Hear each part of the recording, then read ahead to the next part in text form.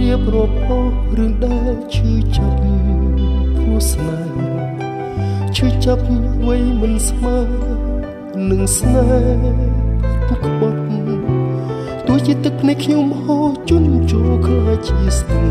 ជាសមុទ្រក៏មិនអាចខត់ចិត្តស្រីស្រងវមិត្តមិនអើយក្បត់ខ្ញុំបានតើមានប្រុសណាខ្លះប្រទេសស្នេហ៍ដូចជាខ្ញុំទុកស្នេហ៍ទុកសែនធំឥតមានស្រាស្រាលោកនេះមិនខ្វះស្រីទេតែស្ដាយចិត្តស្មោះនឹងកលយាស្រាប់តែប្រែបែកជាខកខានទាំងកណ្ដាលផ្លូវកណ្ដាលផ្លូវសុំចាញ់ហើយចាញ់ព្រមប្រាំងពិតជាចាញ់អ្នកប្រកបអ្នកអាចបញ្ជាឲ្យចិត្តស្រីក្បត់ហក់លោតចោលខ្ញុំទេលើចោលស្រីអត់តែរូបអត់តែរៀងខាងក្រៅតែចិត្តបេះដូងអូនសែនខ្មៅ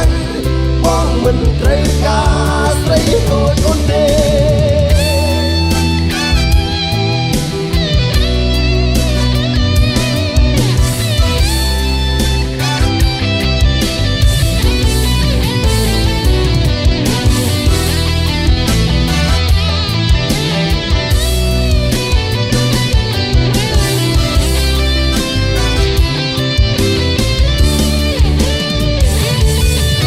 ចាញ់ហើយចាញ់ព្រមប្រា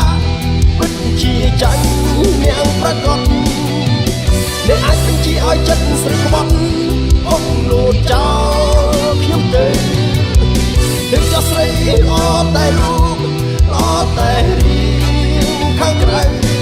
តែចិត្តបេះដូងអូនសែនខ្មៅបងមិនត្រូវការស្រីដូចអូនទេតើមានប្រុសណាខ្លះប្រទេសស្នេហ៍ដូចជាខ្ញុំទុកស្នេហ៍ទុកសែនធំឥតមានស្រាស្រាយលោកនេះមិនខ្វះស្រីទេតែស្ដាយចិត្តស្មោះនឹងកលយានសឹកតែប្រែបែកជាខកខានទាំងកណ្ដាលផ្លូវកណ្ដាលផ្លូវតើមានប្រុសណាខ្លះប្រទេសស្នេហ៍ដូចជាខ្ញុំ